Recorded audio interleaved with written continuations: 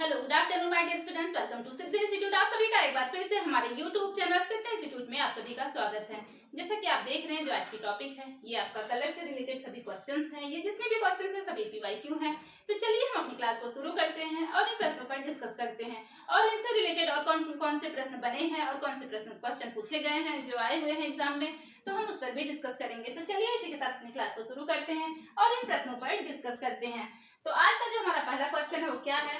रंग कलर का नाम कहलाता है। तो कलर का नाम क्या कहलाता है? तो ह्यू जो है ये क्या है? तो ये रंगों का नाम है। रंगों का नाम यानी जैसे लाल, पीला, नीला, हरा, बैगनी, ये क्या है?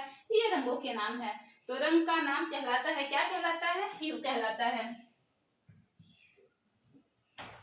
क्या कहलाता है? ह्यू कहलाता है।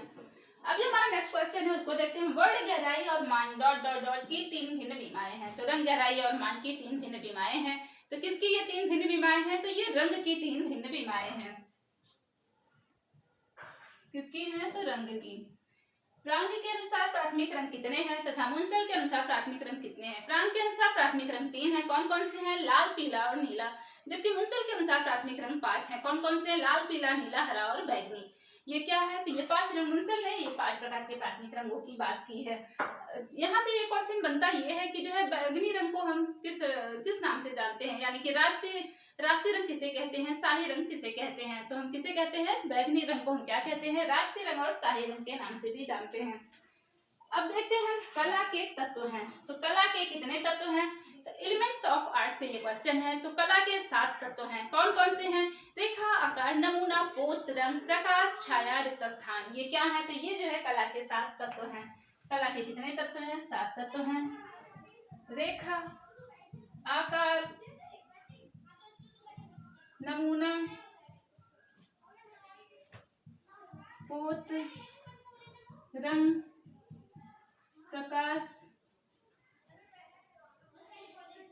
इसी को ही हम छाया भी कहते हैं। प्रकाश छाया और रिक्त स्थान, ये क्या है? तो ये कला के 7 तत्व हैं।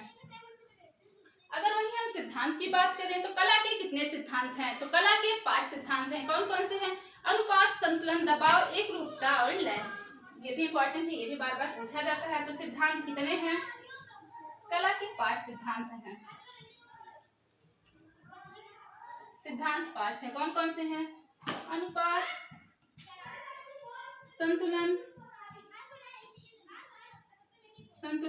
दबाव, एक रूपता को हम समरूपता, अनुरूपता भी कहते हैं। एक रूपता और लय, ये क्या है? तो ये कला के 5 सिद्धांत हैं। अब यहाँ से क्वेश्चन ये पूछा जाता है कि संबंधों का नियम किसे कहते हैं?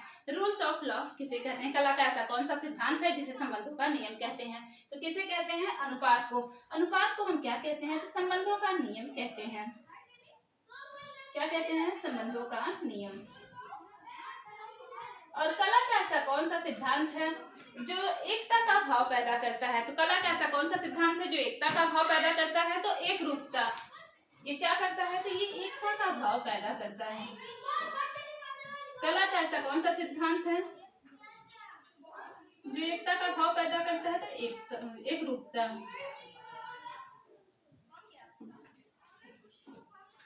अनुपात के कितने तत्व हैं? तो अनुपात के 3 तत्व हैं। अनुपात में रेखा, अनुपात में दूरी तथा अनुपात में माप। यानी कि जो है रेखा, दूरी और माप, ये क्या है? तो ये अनुपात के 3 तत्व हैं। यहाँ से क्वेश्चन ये भी बनता है कि संतुलन कितने प्रकार का होता है? तो संतुलन मुख्यतः 2 प्रकार के होते हैं। कौन कौन से? औपचारिक तथा अनौपचारिक। औपचारिक संतुलन को हम सम संतुलन भी कहते हैं, उसे व्यवस्थित संतुलन भी हम कहते हैं। वहीं अगर हम अनौपचारिक की बात करें तो अनौपचारिक संतुलन को हम असममितीय संतुलन तथा अव्यवस्थित संतुलन भी कहते हैं।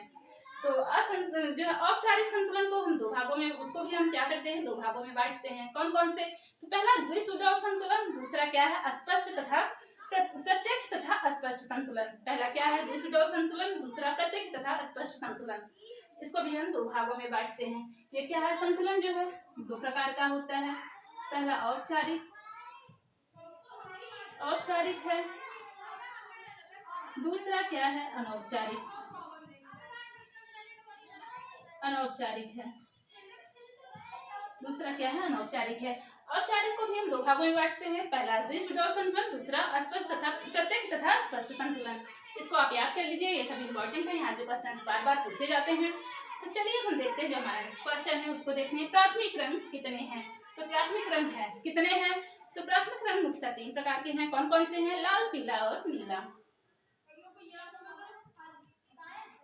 लाल, पीला, नीला।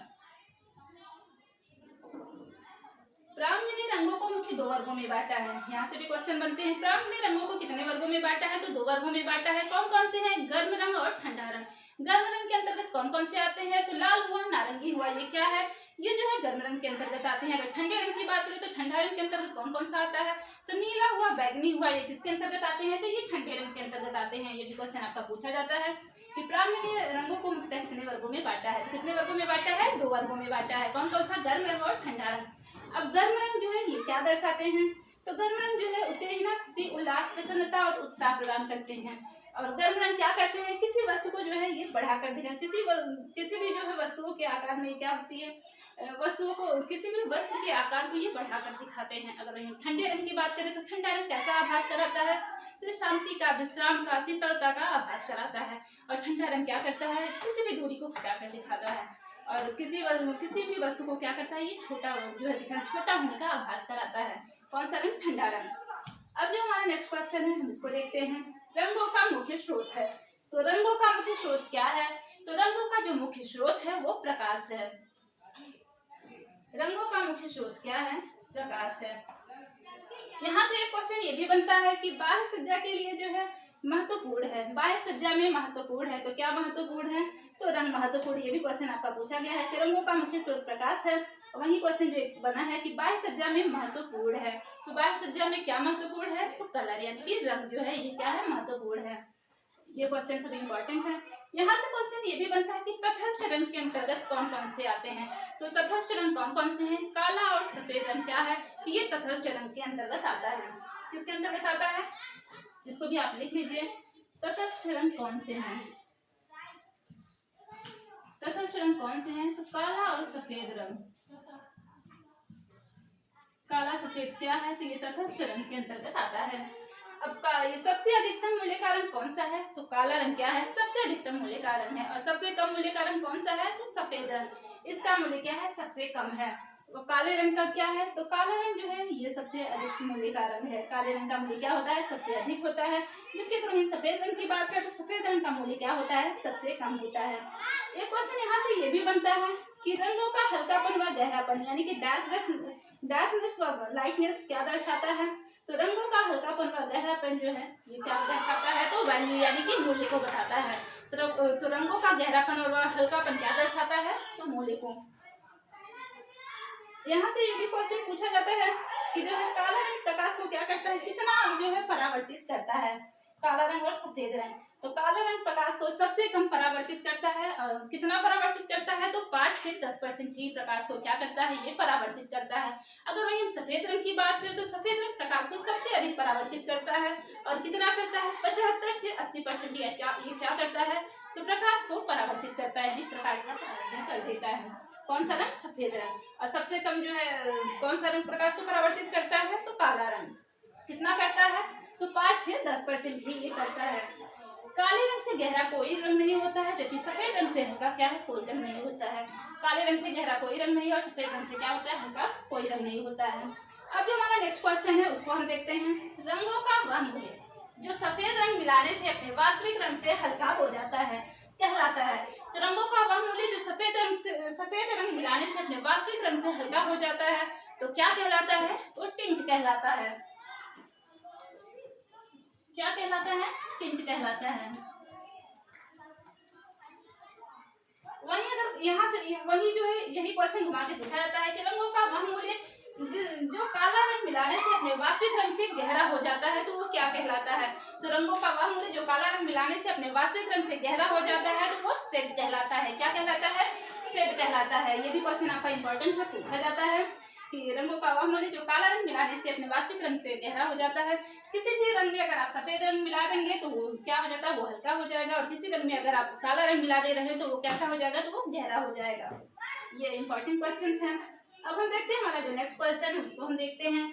दो द्वितीयक रंगों को मिलाने से किस श्रेणी के रंग प्राप्त होते हैं? तो दो द्वितीयक रंगों को मिलाने से किस श्रेणी के रंग प्राप्त होते हैं? तो हमें जो है तृतीयक श्रेणी के रंग प्राप्त होते हैं। किस श्रेणी के रंग प्राप्त होते हैं? तो तृतीयक श्रेणी के।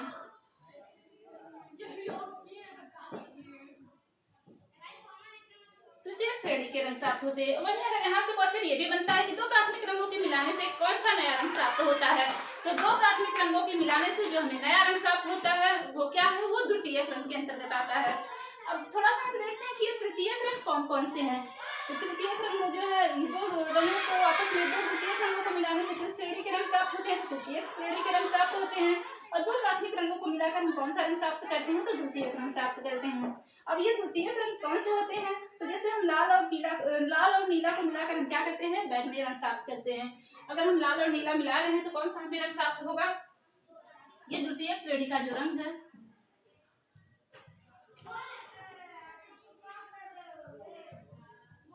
द्वितीयक लाल और नीला मिला रहे हैं तो हमें कौन सा रंग प्राप्त होगा?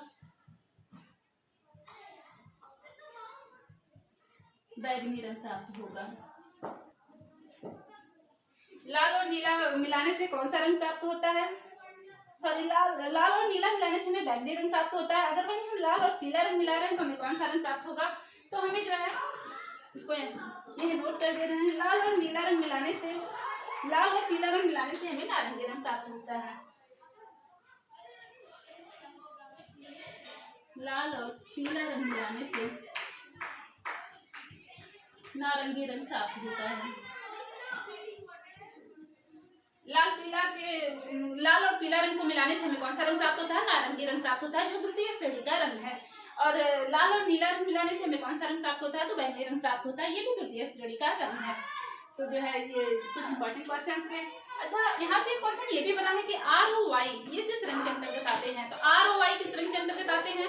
ये उष्ण रंग यानी कि गर्म रंग के अंतर्गत आते हैं। ये जो है सूर्य से संबंधित है, क्योंकि लाल पीला और नारंगी ये कलर क्या है? ये सूर्य से संबंधित है, इसलिए इसे हम उष्ण रंग के अंतर्गत रखते हैं। ये भी क्वेश्चन आपका पूछा गया है कि ROY किससे संबंधित है? तो ये गर्म रंगों से संबंधित है। ये क्वेश्चन इंपॉर्टेंट है, आपका पूछा गया है। और जो यहाँ से और ये क्वेश्चन सभी के सभी इंपॉर्टेंट हैं। तो रंगों का जो है, रंगों का हल्कापन व गहरापन क्या बताता है? यानी कि डार्कनेस और लाइटनेस क्या कहलाता है? तो मूल्य कहलाता है। प्रांत के अनुसार सबसे गर्म रंग क्या है? तो लाल और नारंगी रंग है। प्रांत के अनुसार सबसे गर्म रंग कौन से हैं? लाल और नारंगी। ये भी क्वेश्चन आपका पूछा हुआ है। यहाँ से जो है ये भी पूछा जा सकता है कि काले व सफेद रंग के बीच के सभी रंग किस मूल्य के होते हैं? तो काले व सफेद रंग के बीच के सभी मूल्य किस रंग के होते हैं? तो मध्यम जो है मध्यम मूल्य के होते हैं। ये भी आपका इंपॉर्टेंट है, आप इसको नोट कर लीजिए। काले व सफेद रंग के सभी रंग कैसे होते हैं? मध्यम मूल्य के होते हैं। काला व सफेद रंग के बीच के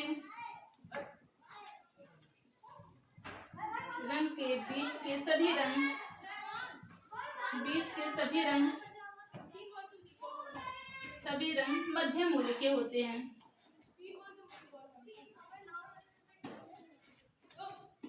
किस मूल्य के होते हैं? तो मध्यम मूल्य के होते हैं। तटस्थ रंग कौन सा है? काला सफेद।